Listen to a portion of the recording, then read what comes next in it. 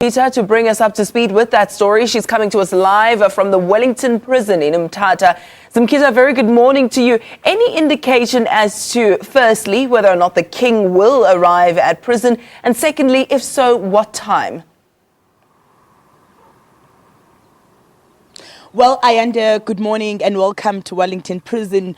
We have not been given a specific time when the king is expected to make his way into Wellington Prison here. But officials have told us that he has the whole day until midnight to submit himself, as per the order that was given when he was given the right to appeal his 12-year sentence at the Constitutional Court, which gave him 14 days after the dismissal on the 2nd of December that he should submit himself here. What I can update you on events happening since last night is the Controller in the province has submitted their request to the Office of the Presidency for a presidential pardon, but no response has been received yet as to what steps the Office of the Presidency will take with regards to that. However, earlier in the week, we spoke to the Justice Department, who was explaining to us the legal implications and terms with regards to presidential pardon, that it has to go through the Department of Justice, then to the President.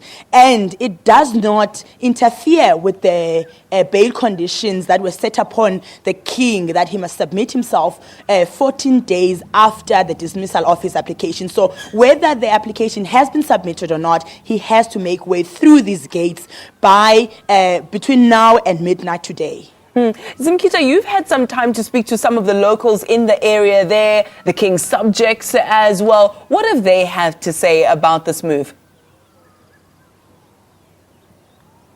There are mixed emotions, both amongst ordinary people of the Eastern Cape and amongst traditional leaders of this area, because some are happy that justice has been served and they are supporting the victims who suffered the different kinds of losses. An 18-year-old boy died during the raids, even though the king was not found guilty of murder.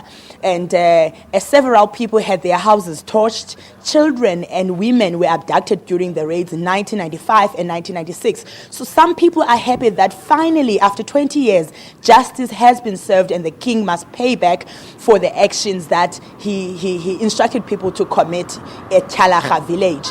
However, on the other side, some people are sympathizing with the king, saying that they can't afford to have a reigning king being put behind bars, hence their request to the president for presidential pardon, so that the dignity of AbaThembu nation remains the same. But it remains to be seen what is going to happen today. There's also a civil organization that submitted papers petitioning the Minister of Justice last night, saying that the matter should be relooked and traditional authorities should be taken into consideration, because he was not acting upon his own wishes but on traditional authority. So we don't know yet until the end of today how these submissions will affect what he needs to do today, which is coming into this prison to submit himself. Zimkhitha, thank you so much for that update. I think you're quite right. We'll have to wait and see what the day will have in store. Zimkhita Manqinana is coming to us live from the Wellington Prison in Mthatha. We'll continue to cross to her throughout the course of the show and indeed the day on Channel 404 DSTV.